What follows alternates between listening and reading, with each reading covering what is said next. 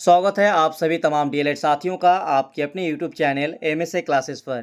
तो DElEd session 2022-24 exam की बेहतरीन तैयारी और बेहतर रिजल्ट के लिए एमएसए क्लासेस एक बार फिर से तैयार है और आप लोगों का क्लासेस जारी है, जिसमें हर एक दिन एक महत्वपूर्ण टॉपिक को फुल एक्सप्लेनेशन के साथ आंसर के साथ वीडियो क्लास दी जा रही है। और आपको इन वीडियो क्लास के माध्यम से एक्सप्लेनेशन के साथ जो दी जा रही है, इनमें जो भी इम्पोर्टेंट पॉइंट्स है बस उसको आपको समझना है और याद रखना है और अपने अपनी कॉपी में इम्पोर्टेंट पॉइंट्स सबको नोट करना है।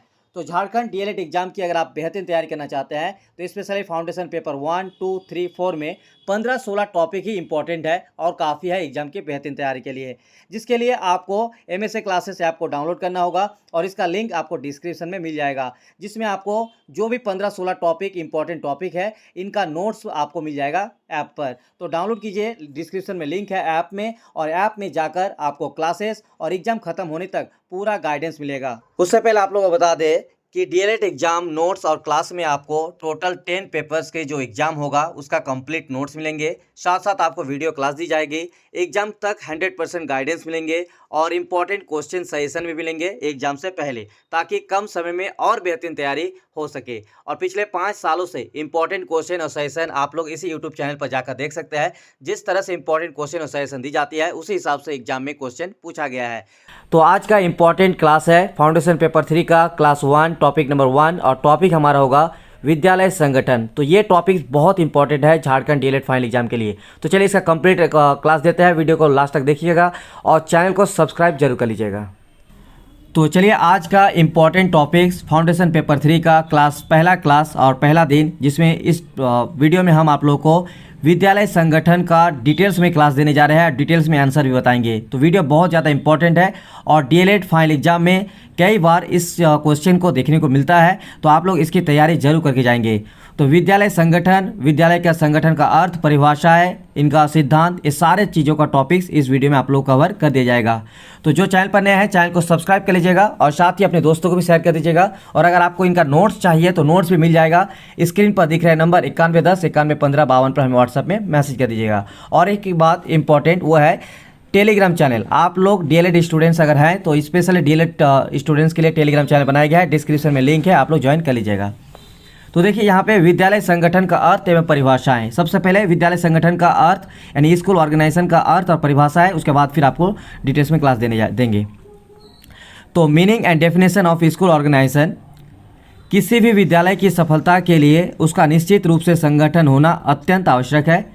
किसी भी विद्यालय की स्थापना के लिए स्थान, वातावरण, जल, भवन, फर्नीचर, स्कूल और कर्मचारी आदि आवश्यक है तथा अभीष्ट साध्य की प्राप्ति के लिए उनका प्रबंध करना होता है।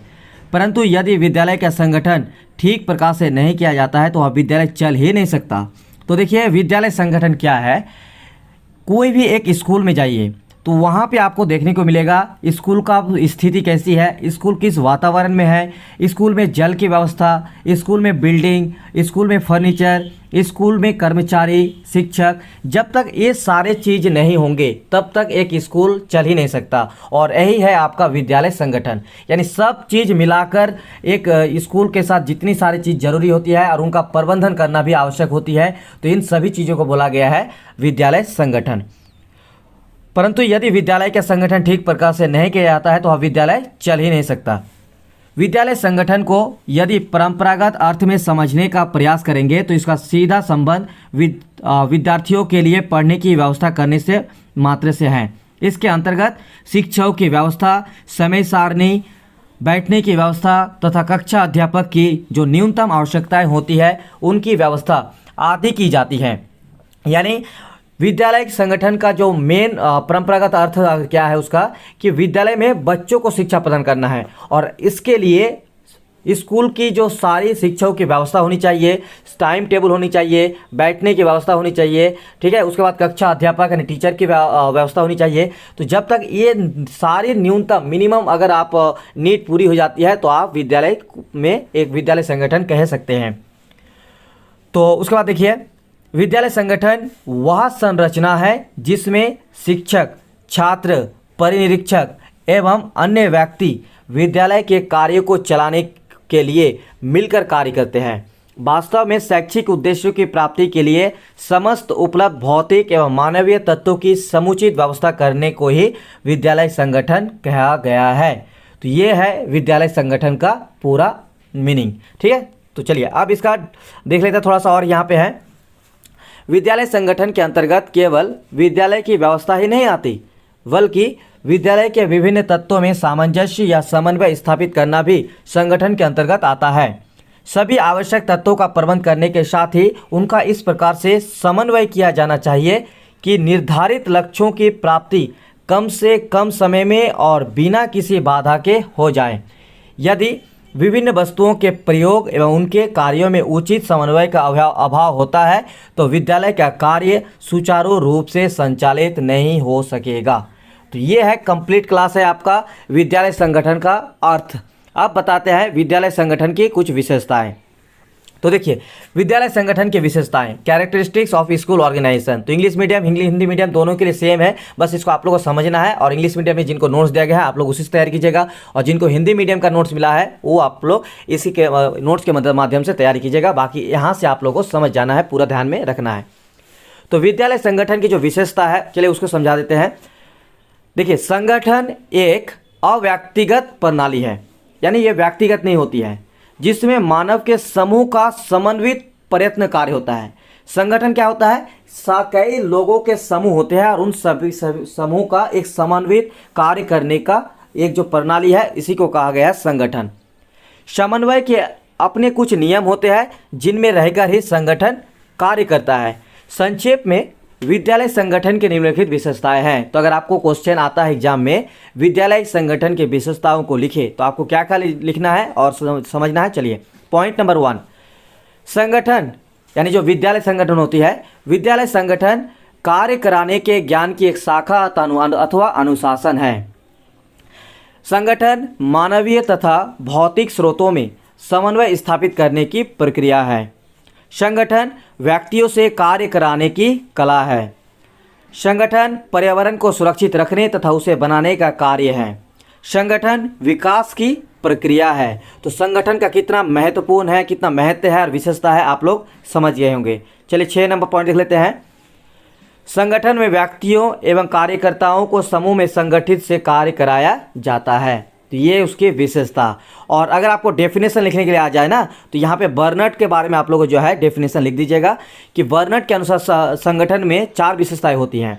बर्नट ने क्या कहा, देखिए कि संगठन के सुनिश्चित लक्ष्य होते हैं। यानी जब भी कोई संगठन बनता है, स्पेशली जब स्कूल संगठन होगा, स्कूल ऑर्गेनाइजेशन होगा, विद्यालय संगठन बनेगा तो उसका एक निश्चित लक्ष्य भी होगा कि 1 साल में बच्चों को सिलेबस कंप्लीट कराना है, 1 साल के अंतर्गत बच्चों को ये सारा चीज़ देना है, इतना सारा टॉपिक्स पढ़ाना है। तो ये हो गया आपका सुनिश्चित लक्ष्य। और लक्ष्य प्राप्ति हेतु संबंधित व्यक्ति मिलकर कार्य करते हैं और कार्यरत व्यक्तियों के बीच स्थिति अनुसार संबंध भी होता है। समस्त क्रियाओं और साधनों में समन्वय होता है। तो एक विद्यालय संगठन में कितना जरूरी है आप लोग समझ रहे होंगे कि एक विद्यालय चलाने के, एक विद्यालय को सही तरीके से बच्चों को शिक्षा प्रदान करना है तो विद्यालय संगठन कितना जरूरी है।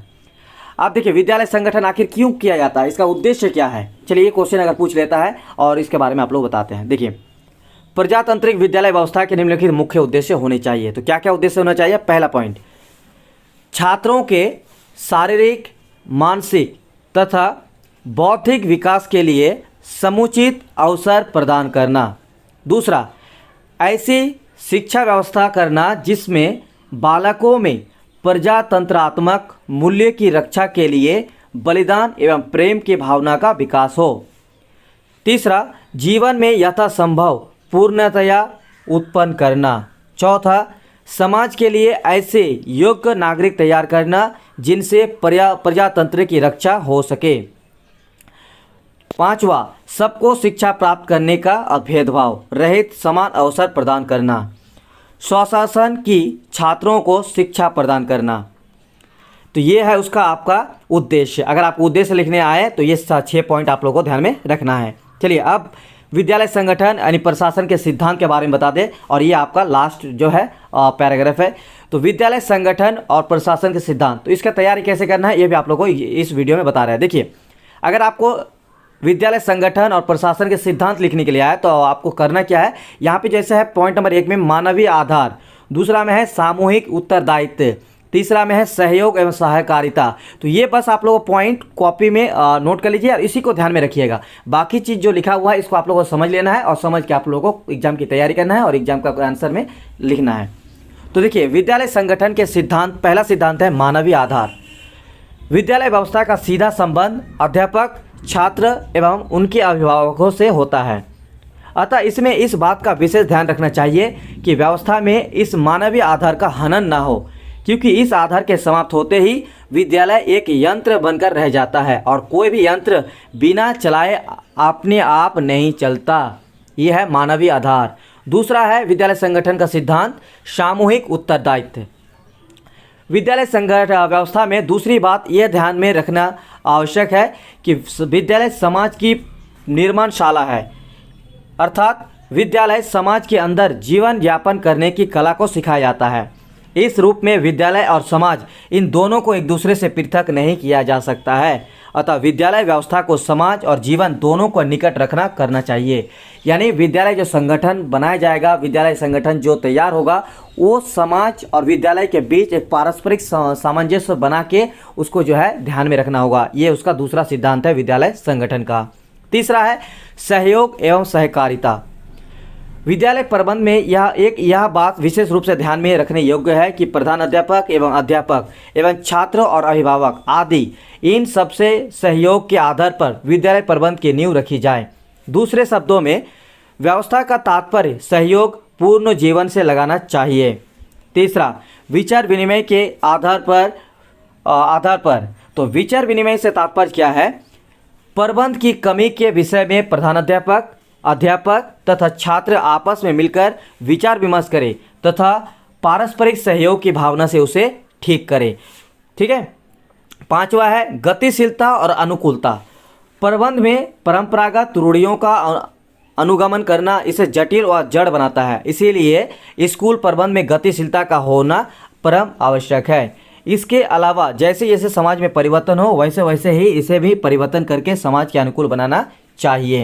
यानी गतिशीलता और अनुकूलता मतलब हो गया, जैसे देखिए बहुत सारे परंपरागत रूढ़िवाद है, जहां स्कूल खोला गया है लेकिन उस जगह पे जो है रूढ़िवाद के कारण बालिकाओं का शिक्षा में कमी है। तो ऐसे में क्या करना होगा, उस समाज के साथ ऐसे अपने आप को इसको स्कूल को पेश करना होगा, प्रस्तुत करना होगा कि समाज में लड़की भी जो है इसको स्कूल में जुड़े और लड़कियों को भी शिक्षा प्रदान की जा सके। तो इस तरह समाज में रहकर ही विद्यालय संगठन होना चाहिए जिसमें विद्यालय में गतिशीलता हो।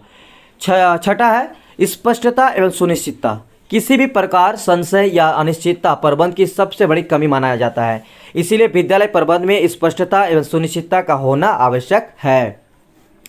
प्रत्येक बात को महत्व देना। कभी कभी ऐसा भी होता है कि प्रबंध में किसी बात को बहुत मामूली समझकर उसकी उपेक्षा कर दी जाती है और आगे चलकर वही बात प्रबंध के लिए बड़ी समस्या का रूप धारण कर लेती है। यानी हर एक बात को, हर एक तथ्य को यहाँ पे इम्पोर्टेंट देना जरूरी है।